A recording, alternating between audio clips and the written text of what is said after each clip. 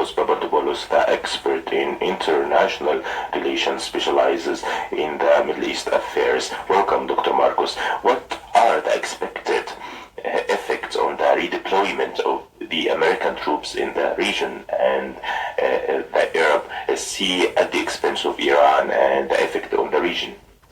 Well, it should first of all be said that the American military, on a regular basis, redeploys its forces in the region, in particular the American Navy.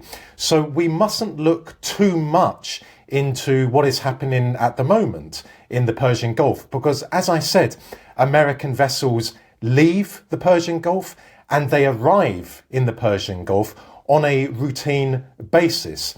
In regard to Iran, I do not see any tangible evidence that the American military is preparing or indeed is poised to launch an attack of some kind on Iran.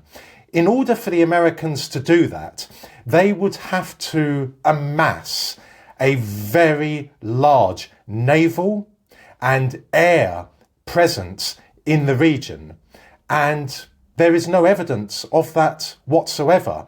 Western mainstream media, of course, being pro-war, likes to say that the Americans are, quote, building up an armada in the Persian Gulf, end quote.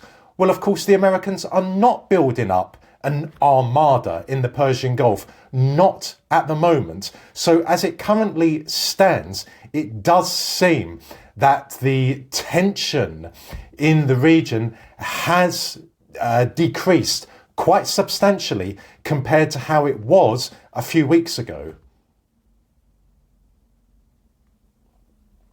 Dr. Marcos, just to clarify, you might know that it's the Arab Gulf, and on both banks there are Arabs, the Ahwaz from one area and the Arabs from the other area, and it's not the Persian Gulf. The question is, if America doesn't intend to execute any military operation against Iran, and as you know, as you said, then why all of this momentum, all of this mobilization? What are the unannounced goals of the United States of America and to President Donald Trump about these statements concerning that the military force and the military barrage is coming to Iran and to the region? Well, as I said moments ago, the Pentagon, on a routine basis, redeploys its forces in the region. Again, there is no tangible evidence of, quote, an armada being deployed to the region. On the other hand, the American or the Trump administration could be trying to intimidate the Iranian government, could be trying to remind the Iranian government that America is a military superpower. It could also be a way of the Trump administration. Why, Dr. Marcos, the United States is willing to intimidate Iran, and what is the expected Iranian response to these American intimidations?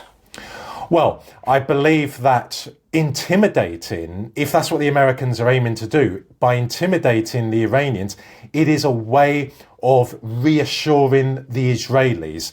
Because, of course, Israel has enormous influence in America, enormous influence in the Trump administration. So whilst I don't believe that Trump seeks war with Iran, nonetheless, he has to take steps which will demonstrate America's commitment to the Israelis.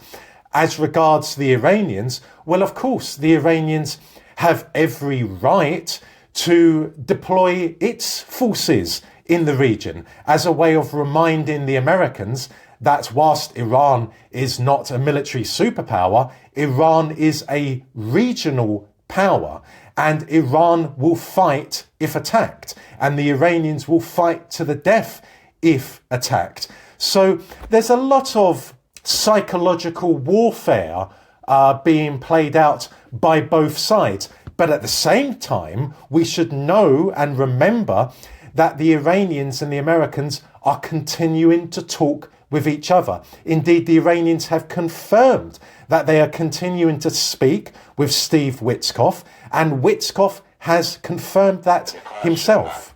Does this explain or this explains what Iran did say a month ago, that it's ready for diplomatic engagement? Thank you so much, Dr. Marcos Papadopoulos, the expert in international relations and specialist in the Middle Eastern affairs. You were with us from London. Thank you.